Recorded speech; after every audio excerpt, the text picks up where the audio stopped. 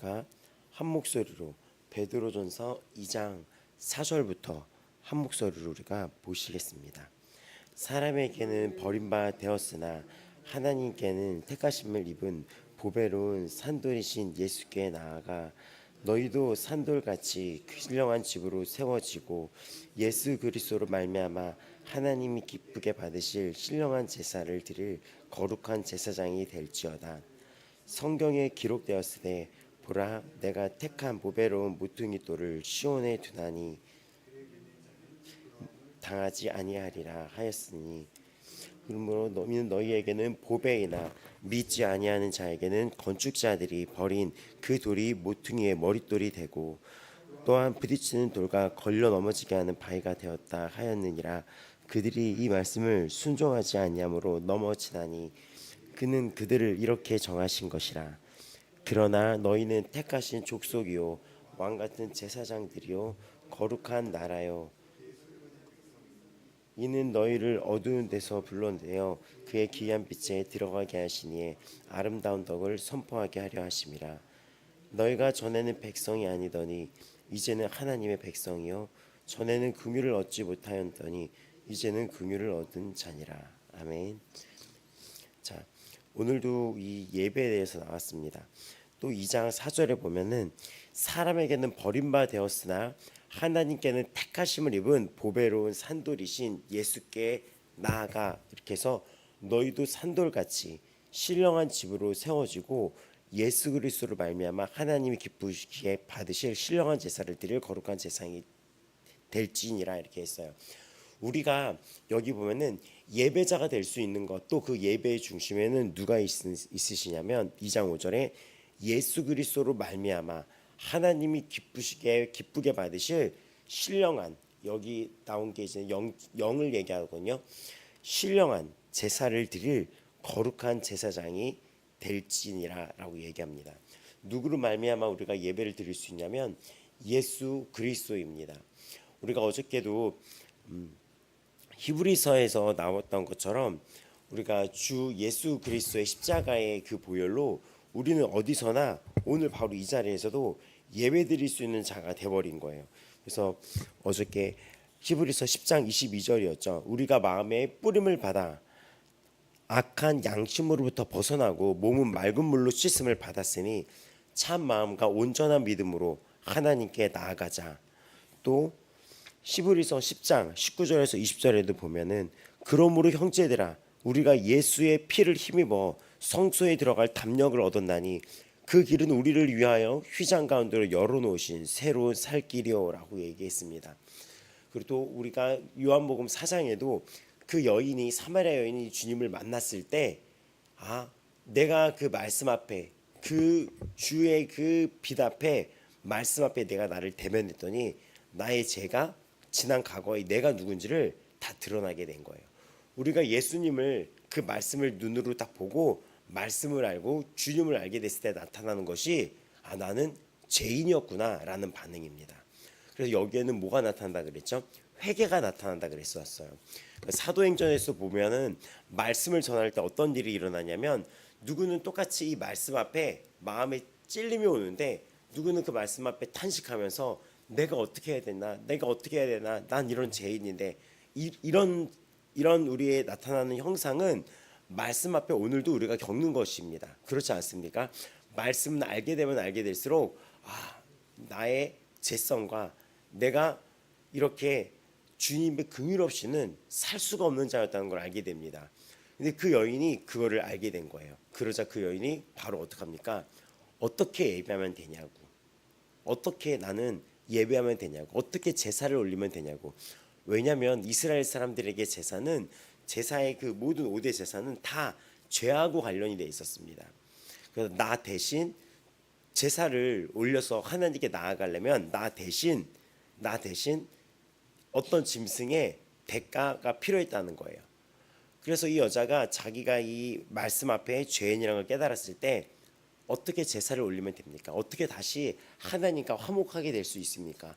어떻게 내가 하나님과 나아갈 수 있습니까? 난 어떻게 이 제사를 어떻게 예배를 드릴 수 있습니까? 어떻게 하나님께 엎드려 나갈 수 있습니까? 어떤 장소입니까? 라고 물어보는데 그게 아니라 네가 영과 진리로 예배할 때가 오는데 바로 이때다. 하나님은 이렇게 영과 진리로 예배하는 자를 찾으신다라는 거죠. 그럼 영과 진리로 예배하는 것은 그 예수 그리스도의 십자가의 죽음을 내가 인정하는 거예요. 나 대신 주님이 오셨구나. 나 대신 주님이 죽으셨구나. 나를 대신했구나. 나의 모든 이 죄가 주님께로 전가된 거구나. 그래서 주님이여 내 안에 오소서. 나는 죄인이로소이다. 이 고백 속에 진리 대신 주님을 인정하는 거예요. 진리가 예수님이시며 또 우리가 진리 대신 주님을 인정하며 나아갈 때 우리에게는 성령이 주어집니다. 우리가 예배의 처소가 될 수 있는 거예요. 그렇다고 해서 이 말씀 속에서 그렇게 따지면은 우리는 교회 갈 필요가 없겠네. 각자 혼자서 예배 드리면 되겠네. 라는 어떤 게 아니라는 거죠. 그렇게 주님 안에서 거듭난 생명을 얻고 내가 그 십자가에서 나도 같이 주님과 죽고 그 은혜가 내 마음에 새겨지며 내 안에 성령이 나를 일쳤을 때 우리는 어떠한 게 나타나게 되냐면 모이게 됩니다. 하나님의 나라는 나중에 주님이 오셨을 때 우리가 다 같이 모여 예배하는 곳인 거예요. 그럼 이 땅에 벌써 그런 일이 나타나요. 내가 주님께 은혜를 받았을 때 이 땅에는 다 주의 백성들이 모여서 그날을 기다리면서 찬양을 하게 됩니다.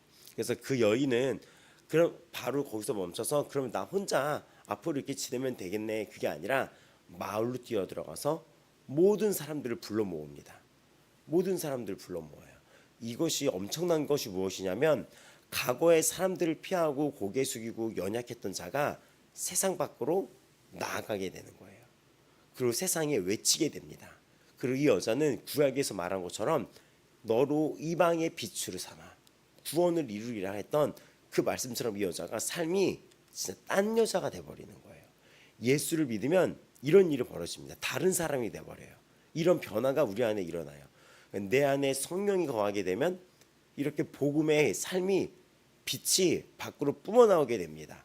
이런 체험을 여러분도 지금 하고 계시죠? 이렇게 변화가 되고 그래서 그 이 단편적인 이 예배 이 여자가 예배자고 나오게 됐던 그 사마리아 우물가의 여인의 이야기를 보게 된다면 그 여자에게는 내가 그 말씀 앞에 죄인인 걸 알고 죄의 고백이 이루어지며 회개가 일어나며 엎드려 주님 앞에 예배하는 자가 되며 주님을 경배하게 되며 또 성령이 그 안에 거하게 되며 진리를 쫓게 됩니다. 그리고 또 이 여자의 모습을 통해서 이 여자에게는 뭐가 일어났냐면 치유가 일어난 거예요. 과거에 있던 그 눌림에서 자유함이 일어난 것이며 과거에 이 눌림에 있던 포로된 그 삶에서 해방이 일어난 것이며 눌린 자가 자유를 얻게 되며 그 눈먼 자가 보게 되는 역사가 일어나게 된 것입니다. 오늘도 우리에게는 이런 역사가 일어났습니다. 그러면 그 예배는 어떻게 해서 우리에게 또 우리를 예배자로 이끄냐 했을 때 바로 교회 공동체를 우리에게 만들어지게 되는 거예요. 잠시만요. 이거 좀 마시고요. 예배라는 공동체를 이끌게 됩니다. 그래서 10장에 서로 돌아보라. 사랑과 선행을 격려하며 모이기를 패하는 어떤 사람들의 습관과 하지 말고 이 말씀이 히브리서에 나오고 또 사도행전 2장 46절 47절 우리가 주일날 말씀 공부할 때도 이 장을 배웠는데 날마다 마음을 같이하여 성전에 모이기를 힘쓰고 그러니까 이들이 어떤 자들이었냐면 베드로가 말씀을 전해요. 근데 똑같이 사마리아 여인처럼 우리가 어떻게 해야 되는 거? 나 때문에 예수님이 우리 때문에 죽었는데 내가 어떻게 해야 되는 거 했을 때 회개하고 성령을 받아라라고 얘기를 합니다. 그래서 이들이 다 같이 모여 회개하고 막 그랬을 때 그 수가 어떻게 되냐면 3,000이나 늘게 되는 거 봐. 이렇게 거기에 모인 숫자가.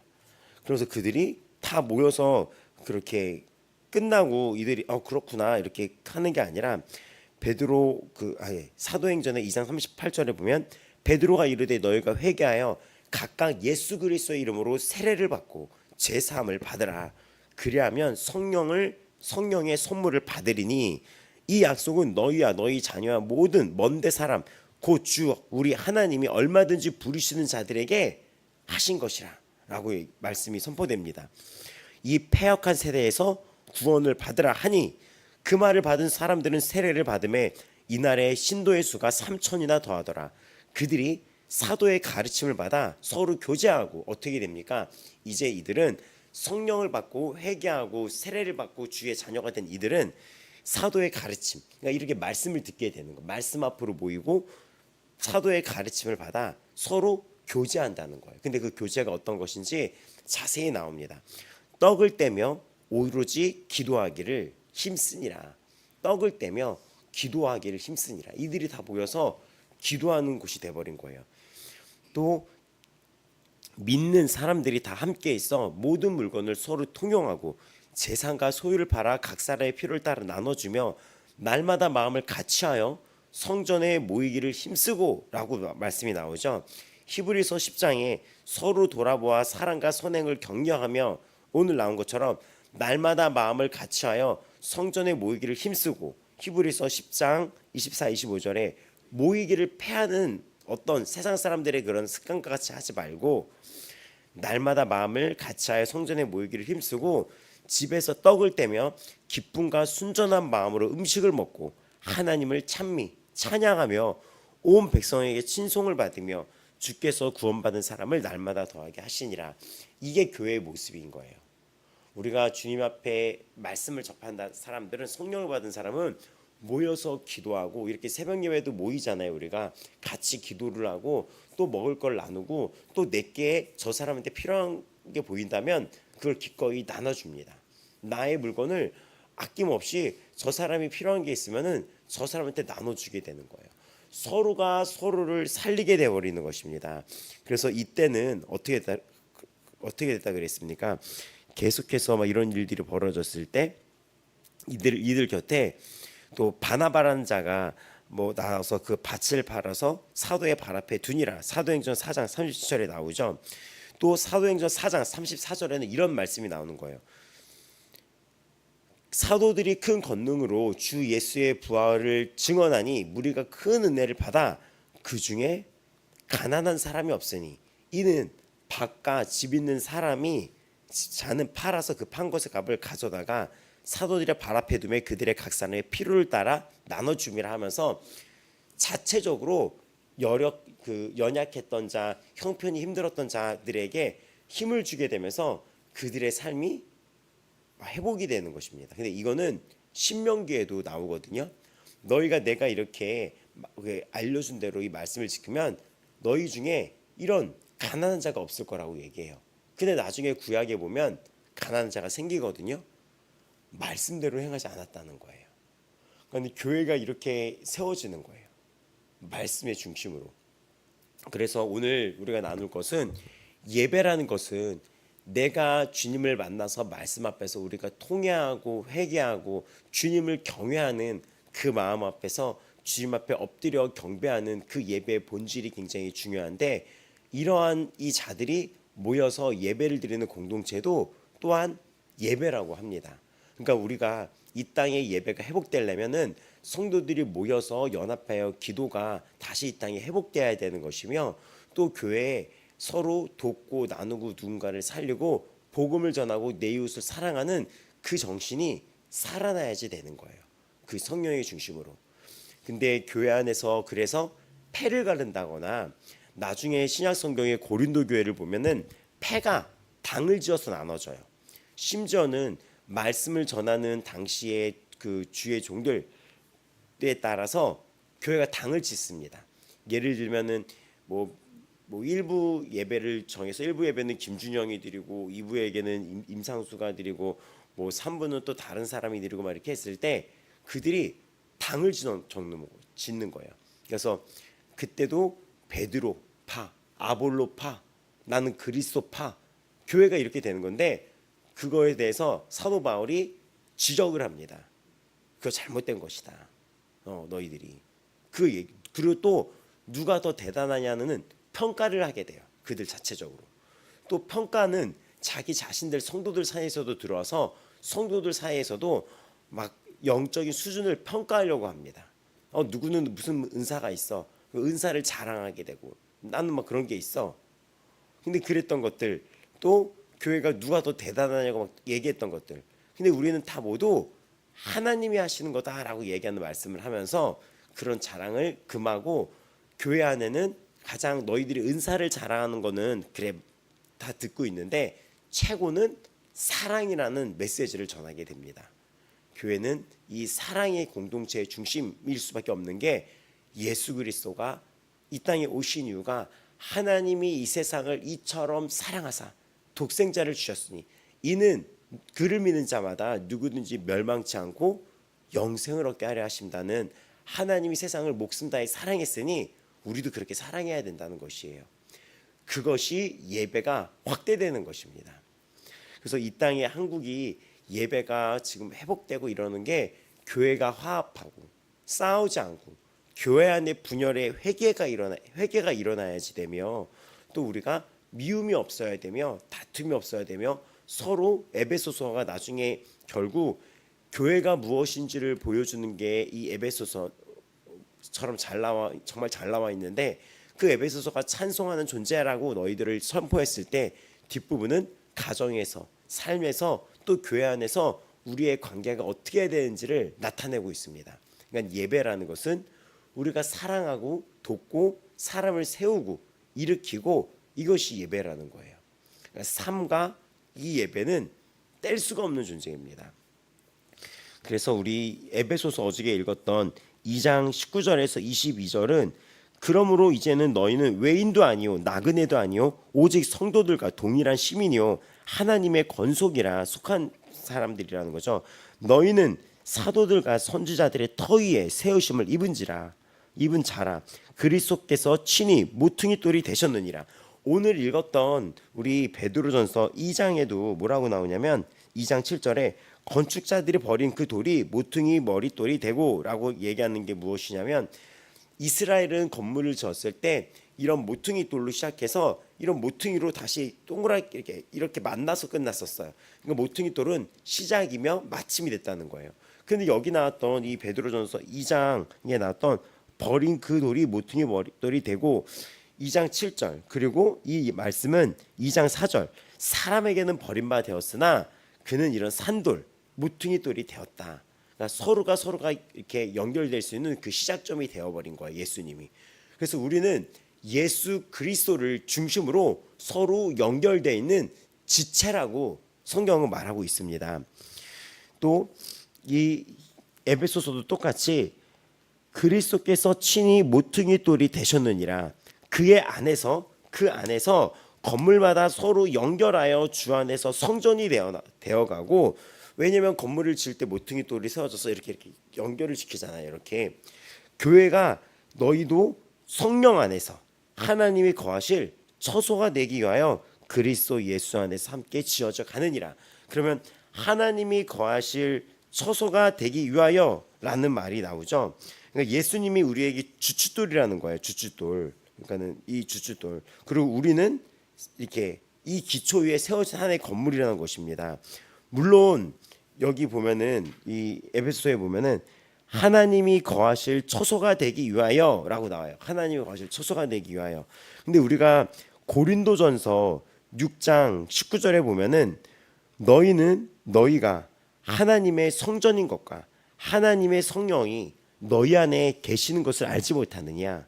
누구든지 하나님의 성전을 더럽히면 하나님이 그 사람을 멸하시리라. 하나님의 성전은 거룩하니 너희도 그러하니라. 해서 우리가 거룩은 하나님의 경외심을 갖고 이 말씀 앞에 두려움과 떨림으로 경외감을 갖는 게 중요하다 그랬죠. 근데 여기에 나왔던 것이 성령이 너희 안에 계신 걸 알지 못하느냐. 근데 에베소서에는 뭐라고 그러냐면 하나님이 거하실 처소가 되기 위하여. 그러면 먼저 우리가 예수님을 만났을 때 우리가 주님이 거하실 처소가 된다는 것입니다. 또 우리는 이 공동체 안에도 주님이 거하실 처소가 여기라는 거예요. 그러니까 예배가 지금 보면은 고린도후서 6장 16절에도 어떻게 나오냐면, 하나님의 성전과 우상이 어찌 일치가 되리요. 우리는 살아계신 하나님의 성전이라. 이와 같이 하나님께서 이르시되 내가 그들 가운데 거하시며 두루 행하여 나는 그들의 하나님이 되고 그들은 나의 백성이 되리라 얘기하면서, 예배는 공동체를 이루게 된다는 것입니다. 또 너희는 너희가 하나님의 성전이라고 얘기했는데 여기서 너희가 보면은 복수로 써요. 그러니까 복수가 뭐냐 복수심 이게 아니라 단수 복수가 있고 여러 사람을 의미할 때가 복수라고 얘기하죠. 그러니까 여기 너희가 아니라 너가 아니라 너희들이라고 얘기한다는 거죠. 그래서 이 6장 19절에도 너희들은 이게 복수를 쓰는 거야. 복수. 너 이게 아니라 한 명을 얘기하는 너가 아니라 너희들을 예매할 때 단수 복수는 한 개, 단수는 한 개, 복수는 여러 개를 의미하죠. 그 복수 얘기하는 것입니다. 이게 이 복수 대명사를 써요. 이 헬라를 보면. 그래서 너희는 복수 대명사예요. 그 집단적인 의미로 여기 나왔던 너희 집단적인 의미로 성도들의 공동체를 하나님의 처소라고 언급하고 있습니다. 그러니까 하나님의 처소로 말하고 있는 거예요. 그러니까 우리가 이렇게 모여 있는 이 공간도 하나님의 처소가 되는 거예요. 그는 하나님이 거하는 장소가 된 것입니다. 또 지금 하나님이 여기 6장 고린도서 6장 16절에도 우리 하나님은 성도들의 이렇게 내가 그들 가운데 거하며 두루 행하여 이 말씀도 하나님은 성도들의 이런 공동체 가운데서 일하시며 그들 가운데 계시는 거예요. 그래서 이 초대교회가 사도행전에 초대 이 교회가 막 세워졌을 때 하나님이 이들 가운데 거하시며 또 일하시는데 여기 고린도서 6장 16절처럼 그들 가운데 두루 행한다 라고 얘기해. 일한다는 거거든요. 두루 같이 너희랑 함께한다. 그래서 초대 이 교회가 이 교회를 중심으로 하나님의 일을 하게 됩니다. 그러니까 하나님의 일은 교회를 중심으로 이루어지는 거예요.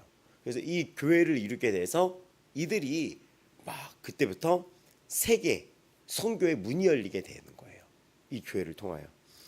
그래서 또 베드로전서 2장 5절 오늘 여기도 본 것처럼 너희들은 그러니까 기쁘게 받으실 신령한 제사를 드릴 거룩한 제사장이 될지어다라고 얘기하고 오늘 읽었던 2장 9절 택하신 족속이다.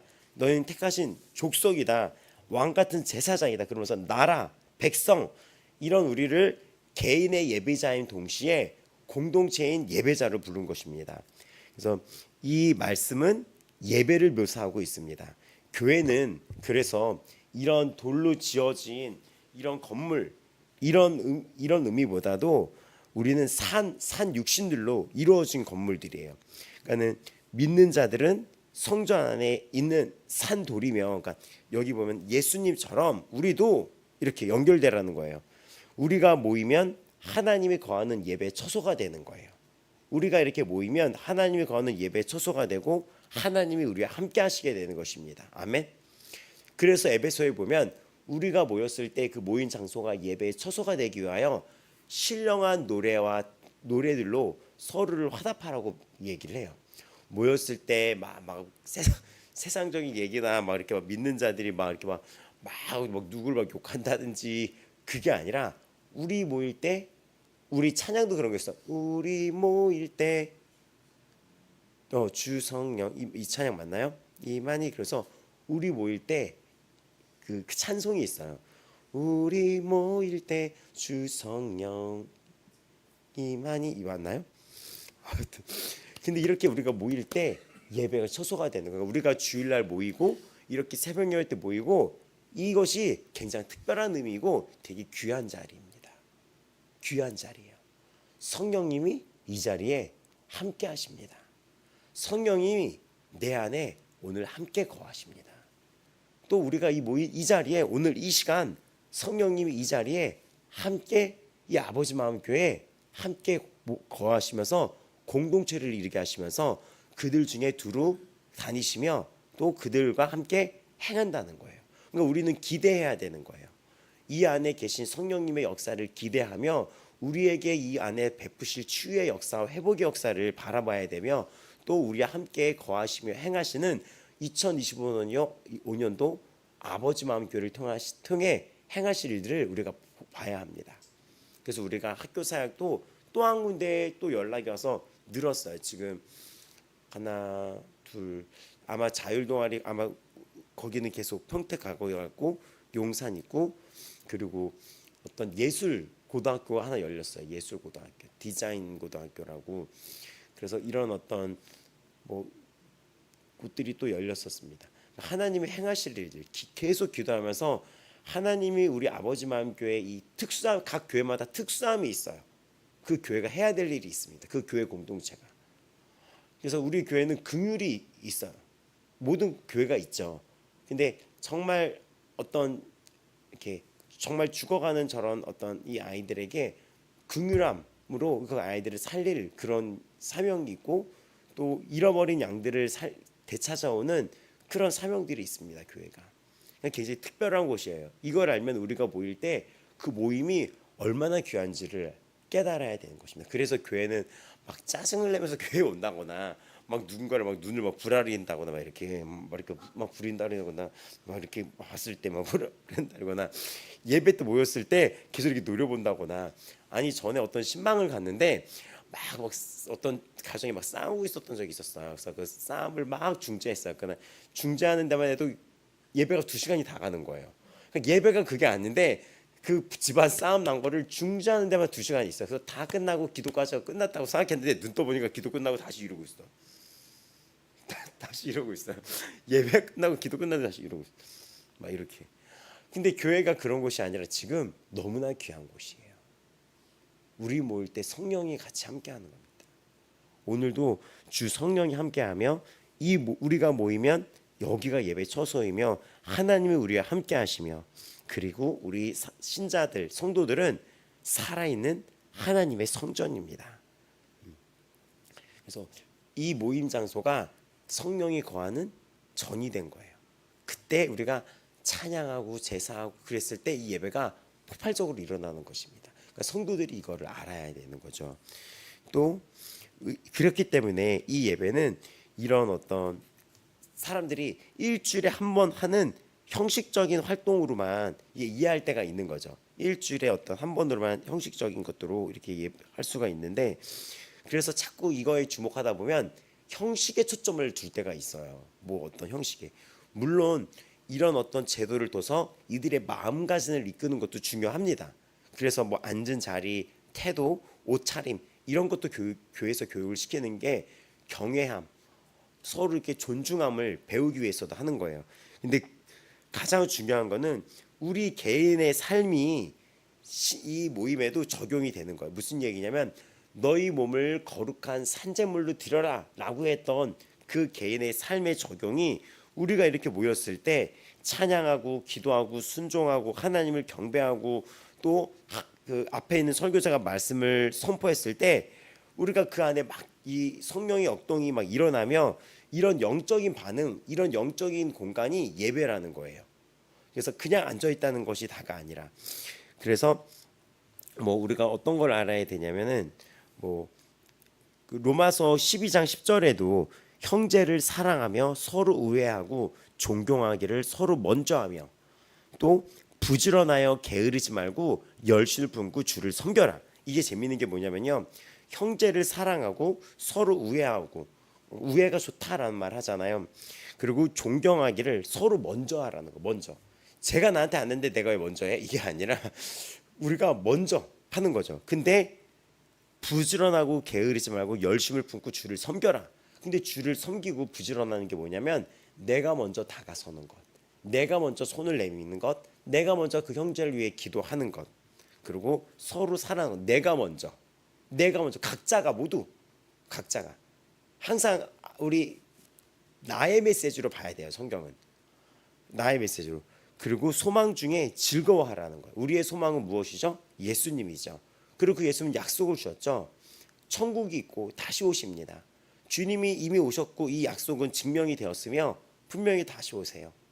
그리고 이 땅은 어떻게 얘기했잖아요. 이 꿈 같은 그날이 꿈이 아니라 현실이 될 거며, 이 땅이 너무나 짧기 때문에 그 영원한 나라에 비해서는 이 땅이 너무나 짧아요. 지금 시간을 보세요. 벌써 나이들이 이렇게 되는지 어떻게 알았겠어요. 어떻게 목사님이 그 얘기하더라고요. 내가 50이 될지 어떻게 알았겠냐고. 50이 되지. 그래서 내가 금방 70도 돼. 내가 막 이렇게 얘기했죠. 금방 70도 돼. 진짜 그렇게 됐잖아요. 이 땅은 굉장히 짧지만 그 후는 영원한 나라, 영원한 행복입니다. 영원한 건강, 영원한 기쁨이에요. 그러니까 이 땅이 오히려 지난날의 꿈처럼 아주 짧아지는 거예요. 우리가 바라는 그 꿈은 현실이 되고 지금 이 땅의 현실이라고 알았던 이 세상은 지난날에 잠깐 잠자고 일어난다 꿈처럼 돼버리는 거죠. 그런 소망 중에 즐거워하며 환난 중에도 참고 견디라는 거죠. 기도에 항상 힘쓰며, 기도가 계속 반복되는 거 아십니까? 그렇죠? 기도에 항상 힘쓰며 성도들의 쓸 것을 공급하며 대접하기를 힘써라. 즐거워하는 자들과 함께 즐거워하고 우는 자들과 함께 울라 라고 얘기하는 거죠. 아픈 일이 있으면 같이 울고 같이 기도하는 거예요. 오늘도 우리가 끝나고 이렇게 기도할 때 한 분 한 분씩 그 가정에 힘달라고 보호해달라고, 또 그 가정에 자녀를 양육하는 곳은 그 자녀 제발 이끌어 달라고 성령의 지혜로 살아가게 해달라고 계속 기도의 힘은 반드시 역사합니다. 또 가정에 물질 달라고, 물것, 이 땅을 필요할 때는 그거 달라고, 또 먼저 그의 나라 의를 구하라고 했으니 이들이 하나님을 경외하는 가정이 우선시되어 어디서나 하나님을 예배하는 가정이 되게 해달라고, 예배에 처소가 되게 해달라고 이렇게 기도해 주시기 바랍니다. 그래서 에베소서 4장 32절에도 또 나와요. 서로 친절하게 하며 불쌍히 여기며 서로 용서하라라고 얘기합니다. 서로 용서하기를 하나님이 그리스도 안에서 너희를 용서한 같이 해라. 우리가 서로를 용서할 수 있는 힘은 예수님이 나를 용서해 준 거잖아요. 처음 그 사마리아 여인이 예수님을 만났을 때 그 여인은 그 예수 그리스도의 긍휼, 내가 주는 물을 마시면 너는 다시는 목마르지 아니한다는 그 말씀은 주님께로 나오는 자 용서함과 구원과 그 결핍과 갈증에서 벗어난다는 말씀입니다. 아멘이죠. 아멘. 그 마르지 않는 생명수를 마시게 된다는 거예요.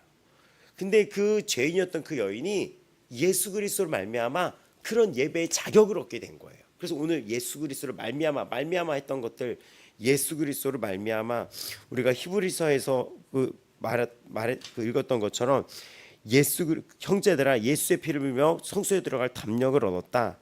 참 마음으로 우리가 그 온전한 믿음으로 하나님께 나아가자. 또 이 말씀 속에서 이 에베소서도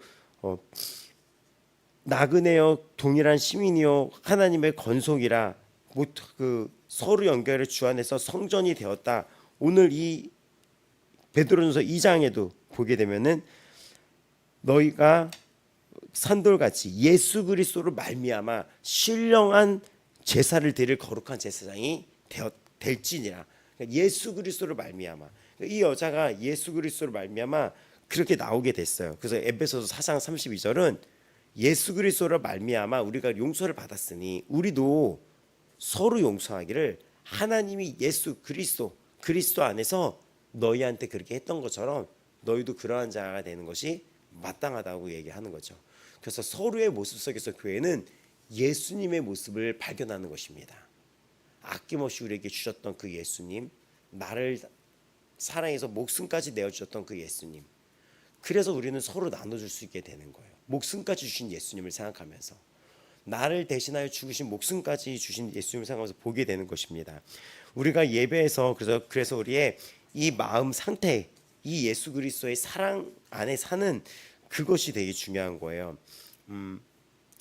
그러니까 마음이 중요한 게 무엇이냐면요, 내 마음이 예배하지 않는 마음 상태인데 예배하지 않는 마음에 예배를 드린 것 같은 착각이 들을 때가 있어요. 그게 무엇이냐, 교회가 어떤 외적으로 보이는 것에 주목하다 보니까 뭐 큰 교회 가면은 이렇게 성가대 찬양이 굉장히 어마어마하거든요. 막 어마어마하게 이렇게 몇 층으로 이렇게 쫙 성가대가 서가지고 오케스트라, 이 악기단이 쫙 오케스트라가 있고 그 앞에 지휘자가 이들이 쫙 일어나서 그 앉아 있는 것만으로 굉장히 막 감동이 있어요. 부어지는 게.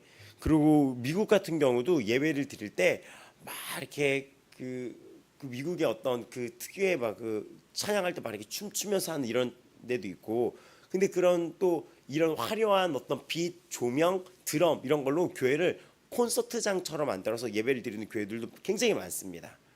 근데 내가 이 마음의 상태가 예배의 본질을 모르면은 내가 그 압도되는 그 화려함과 조명과 네온과 이것 때문에 내가 예배를 드렸다고 착각을 할 수가 있다는 거죠.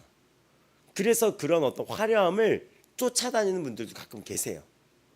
그게 중요한 게 아니라 예배는 우리 모일 때 성령이 거하며 그 안에 사랑이 없다면 그건 울리는 꽹과리 같다 그랬거든요. 고린도 교회에게.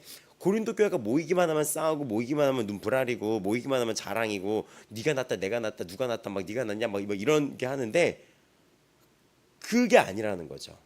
사랑이 그곳에 없으면 울리는 꽹과리 같다는 거. 그냥 이렇게 막 거기에 이 너희들이 찬양 드리는 이 소리가 막 그냥 너무 듣기 싫은 소리가 돼버리는 거죠.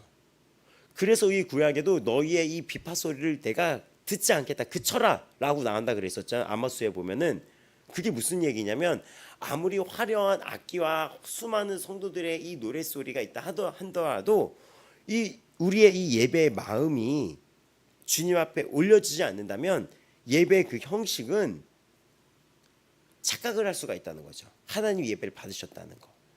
그래서 중요한 거는 성도들의 마음 상태입니다. 우리의 이 예배가 이 모여서 드리는 이 공동의 예배가 여기 계속 보면은 우리 성경에 계속 보면은 우리의 마음이 이렇게 주님 앞에 다 같이 모여서 예배하는 삶을 표현한 것이 아니라면 받아들여질 수 없는 거예요. 그러니까는 자기 마음대로 살다가 주일 아침에 교회 가서 성도들과 예배할 수 있다는 이게 다가 아니라는 거. 이렇게 생각하면 이거는 오산인 거예요. 그게 내가 진짜 막 이렇게 말씀 떠서 살다가 그냥 주일날 교회 가는 날에 일어나라 그래서 이렇게 앉아 있어서 이렇게 한다는 것은 그게 예배가 다가 아니라는 것입니다.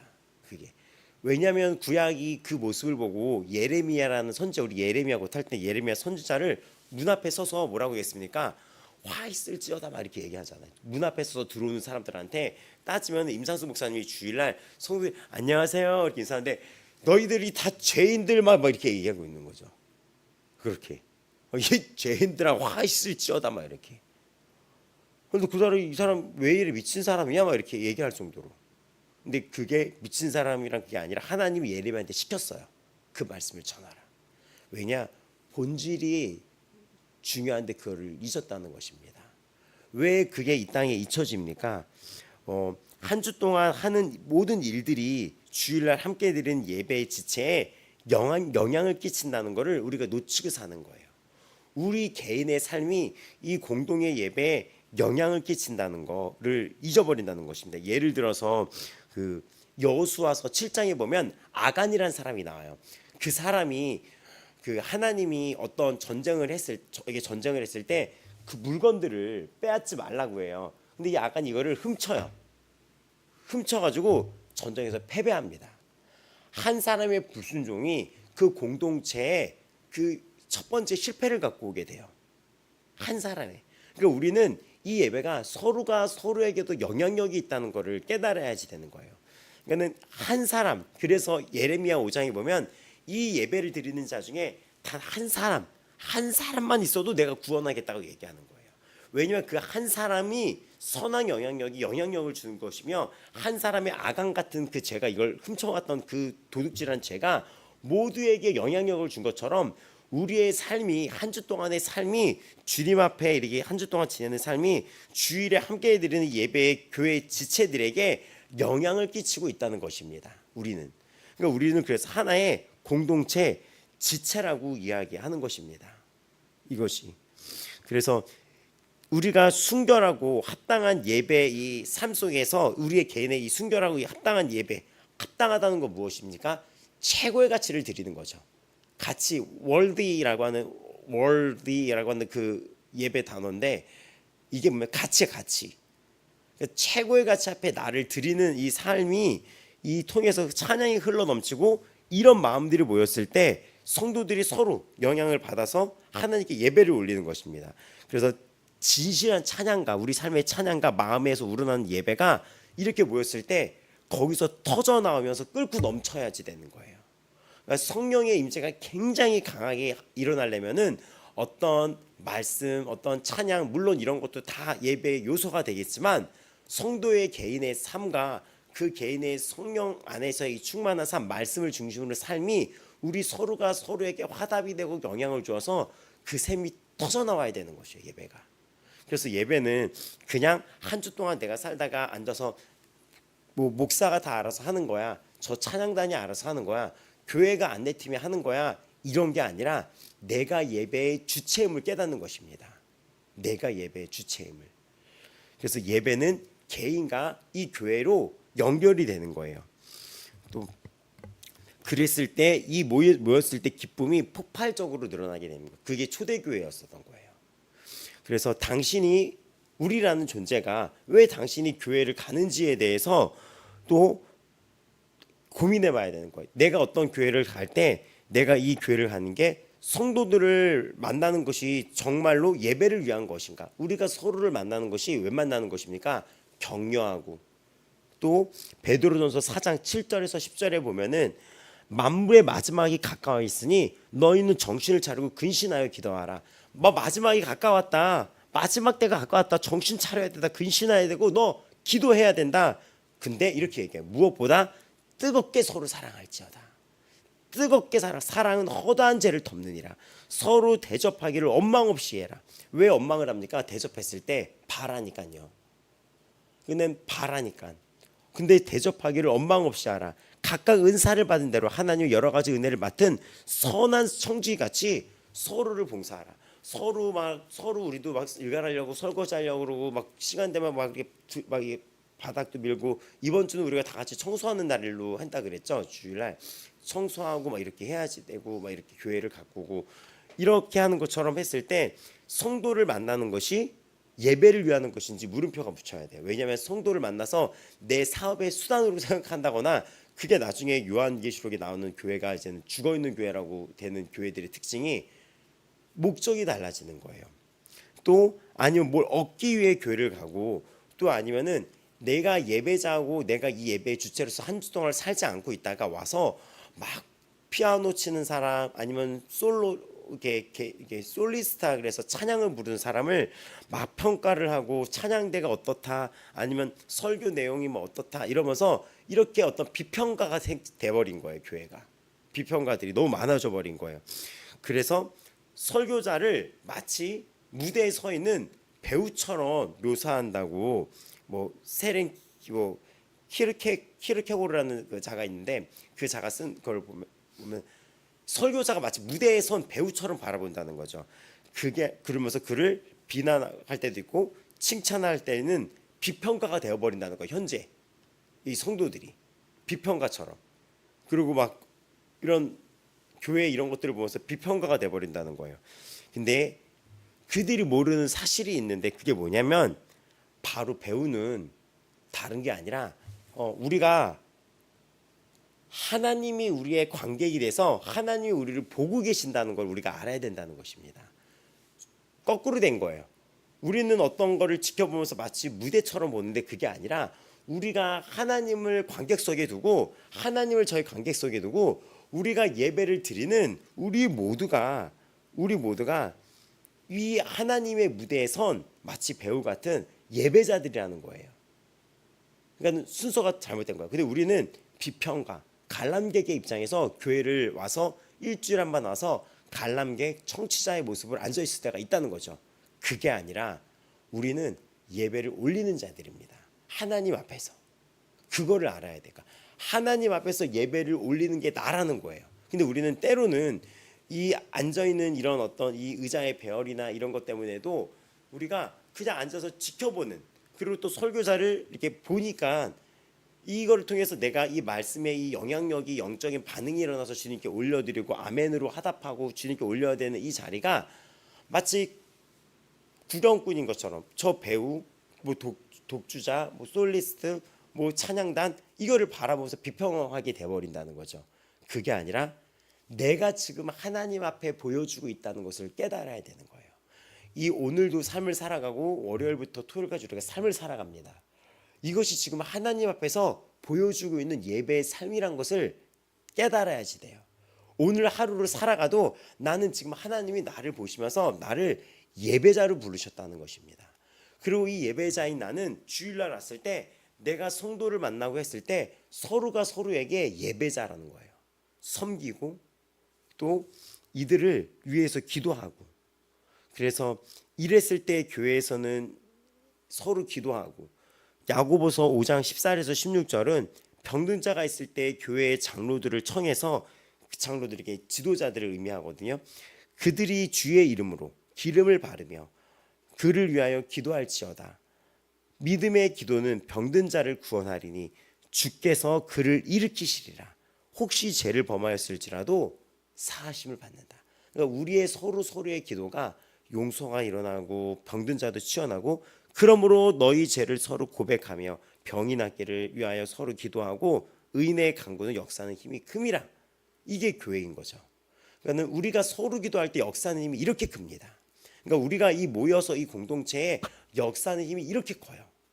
누군가를 위해서 기도할 때 그 자가 힘을 받게 되고, 그 자가 병이 낫게 되고, 또 그 자가 모였을 때 서로 이렇게 서로 고백하면서 제 앞에서 회개하며 나아갔을 때 주님 앞에 사하심을 받으며, 또 몸이 나으며 이런 역사가 일어나는 거예요. 그래서 몸이 아플 때는 또 장로들, 주의 종들한테 부탁하기도 하며, 이런 것이 모여서 연합해서 기도입니다. 그러니까 기도는 우리가 우리의 서로 기도를 통해서 누군가를 치유하게 하며, 나의 기도가 나의 이웃을, 형제자매를 치유하며, 나의 이 기도가 서로에 대한 사랑이 그 베드로전서에 나왔던 것처럼 그 서로에 대한 사랑이 죄를 덮으며, 이런 모든 것들이 주님 안에서 서로가 소망이 되고 위로가 되고 치유가 일어나는 것입니다. 그래서 데살로니가전서 4장 16절에서 18절은 우리가 서로 위로하는 존재라는 거예요. 어떻게 또 위로를 하냐? 주께서 호령과 천사장의 소리와 하나님의 나팔 소리로 친히 하늘로부터 강림하시니니 그리스도 안에서 죽은 자들이 먼저 일어나며 그 후에 우리 살아남은 자들도 그들과 함께 구름 속으로 끌어올려 공중에서 주를 영접하게 하시리니 그리하여 우리가 항상 주와 함께 있으리라. 그러므로 이러한 말로 서로 위로하라. 그러니까 교회는 주의 오심을 기다리면서 서로 주의 오심을 서로 나누면서 위로하는 자리예요. 근데 우리가 그런 얘기 교회에서 많이 합니까? 주님이 다시 오십니다. 천국이 있습니다. 잘 견디자. 그래서 서로 위로를 합니까? 근데 아니면 세상 이야기를 더 많이 할 때도 있죠. 그렇죠? 그러니까 서로 주의 재림의 약속 앞에서 서로 우리가 그런 존재인지를 격려하고 깨워줘야지 되는 거며, 또 기도해야 되며, 또 우리가 모든 죄를 졌을 때 서로 회개하며 나아가며 경외심 앞에 회개하고 기도하고 통회하고 자복하며 위로하며 격려하며 힘을 주고 사랑하는 것이 예배입니다. 그러니까 주일날 올 때, 나는 오늘 이 주일날 올 때 누군가를 살리고 위로하고 격려하는 존재라는 것, 섬기는 존재라는 것, 주님이 나를 살렸듯이, 주님이 나에게 다가오듯이 나도 오늘 누군가에게 다가가서 누군가를 예배자로 이끌어내며 섬기며 또 찬양과 서로 위로주며 화답하며 주의 오실 날을 우리가 서로 상기시켜 주면서 그 자들에게 용기를 주며 잘 이기게 해주며 기쁨으로 견디게 해주며, 이런 것이 예배인 거예요. 그런데 오늘날은 형식에도 교회도 너무나 주목을 하고, 어떻게 하면 이 예배를 더 많은 자가 오게 할까, 이런 이벤트도 많이 하고 여러 가지로 주목을 해요.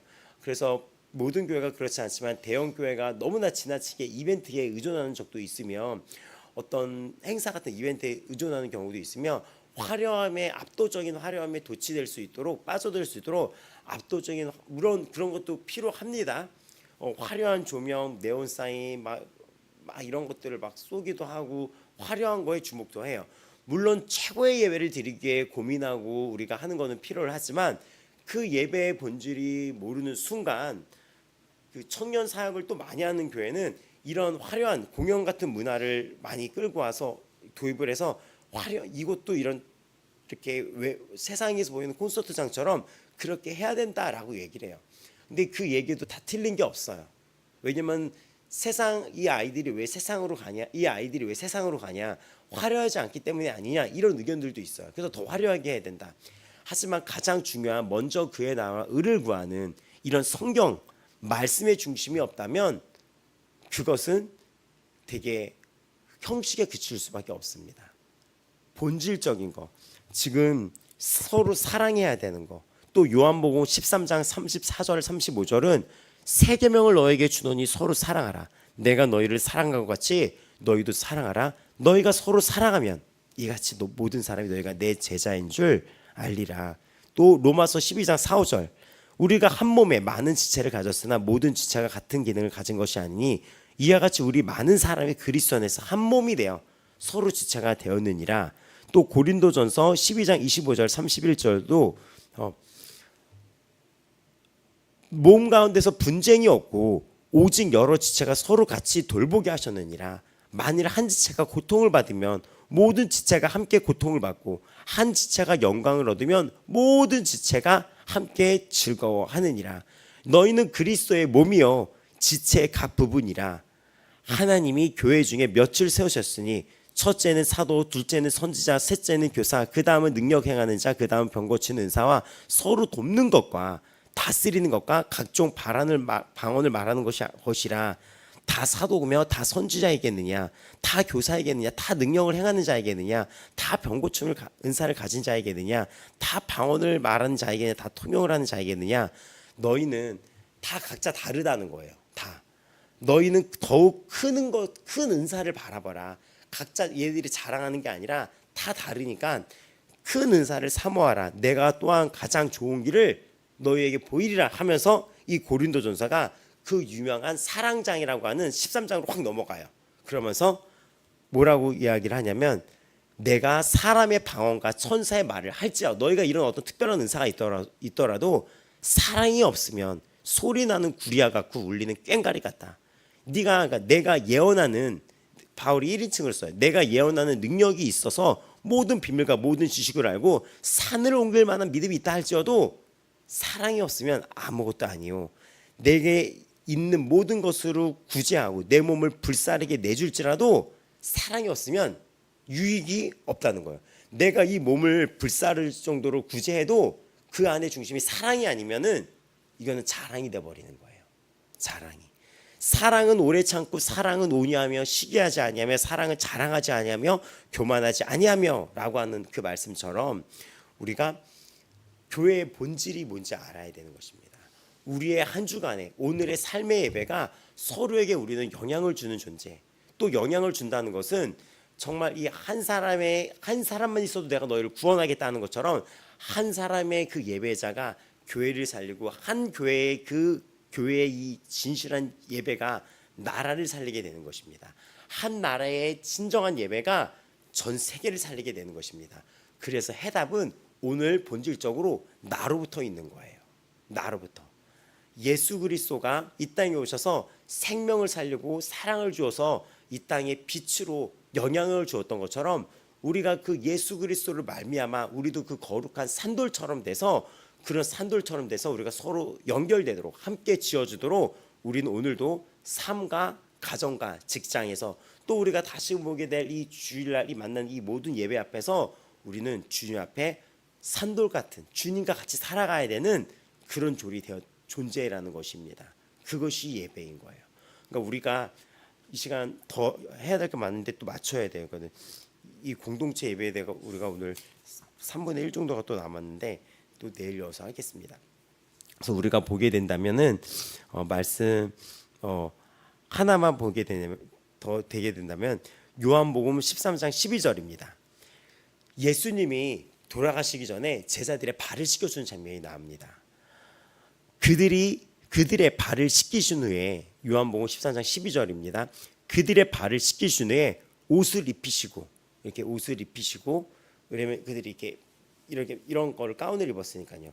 근데 이걸 해서 발을 씻기신 다음에 옷을 입히시고 다시 앉아 그들에게 이르시되, 내가 너희에게 행한 것을 너희가 아느냐?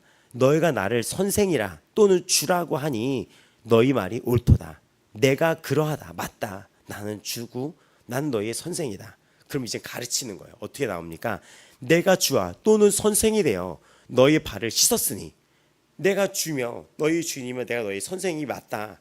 근데 너희 발을 씻었으니 너희도 서로를 발을 씻어주는 것이 옳으니라 라고 얘기를 합니다. 내가 너에게 행한 것 같이 너희도 행하게 하려 본을 보였느니라 라고 하면서 예수님이 발을 씻겨주는 것처럼 너희가 나를 선생으로 알지. 맞다 나는 선생이다. 그럼 너희가 나를 선생으로 알았다면 오늘 가르친 거를 행하라고 얘기했는데 그게 무엇입니까? 엎드려져서, 당시에 발을 씻기려면 엎드려졌어야 됐어요. 그 엎드려져서 발을 씻긴 것처럼 행하라라고 얘기합니다. 이것은 무엇입니까? 서로를 섬기는 거예요. 그리고 씻어주라는 것입니다. 오늘도 기도할 때 예수의 피로 성도 한 명 한 명을 덮어주시고 그 자가 어떤 싸움에서 있을 수도 있으니 힘달라고 기도하고 또 주의 종들을 위해서 기도할 때도 예수의 보혈로 덮어달라고 기도하고 그리고 믿음의 선한 싸움, 믿음의 선한 일꾼이 되도록 성령의 능력으로 살아가도록 보혈로 덮으사 거룩하게 살아가게 달라고 기도하고 저도 여러분을 기도할 때 예수의 보혈로 덮어주시고 그 눈을 씻어주시고 귀와 입술 그 마음 심령을 씻어주사 주의 피로 깨끗하게 거듭난 생명을 갖고 살아가며 성령의 능력과 그 위로 가운데 주의 역사가 펼쳐지고 주의 능력이 그 삶에 형통케 되며 능력을 받으며 치유받으며 위로받으며 새 생명 가운데 기쁨으로 오늘 하루를 살아가도록 기도하겠습니다. 자, 우리가 예배에 대해서 앞으로 계속 나갈 겁니다. 그래서 우리의 예배가 오늘 이 교회에 영향을 줄 수 있다는 것을 깨달으며 빛으로 나아가시길 바랍니다. 다 같이 오늘 기도하며 나아갈 때 오늘도 주의 그 십자가 앞에 감사 올리며 내가 주님 앞에 예배자라는 사실 또 나의 이 기도가 누군가한테 위로가 된다는 사실 나의 기도가 역사하는 힘이 크다는 사실 이 모든 것을 깨달아 나아가시길 바랍니다. 오늘 다 같이 주여 부르며 기도할 때 주님께 감사와 그 예배와 그 주님 앞에 찬양하는 자로 결단하며 나아가며 또 우리의 입술로 우리의 마음 다해 귀한 성도들을 기도로 섬기며 나아가겠습니다. 다 같이 주여 부르시며 기도하며 나아가겠습니다. 주여 아버지여 오늘도 우리가 주 예수 그리스도의 전 앞에 나와 기도하며 나아갑니다. 주님의 전에 나와 기도하며 나아갑니다. 할렐루야. 하나님 우리에게 이런 교회를 주시며 나의 교회를 주시며 또 이런 우리가 주 안에서 하나 되게 하셔서 이런 모임을 주셔서 감사하며 이 새벽에 함께 모여 기도하게 해주셔서 감사합니다.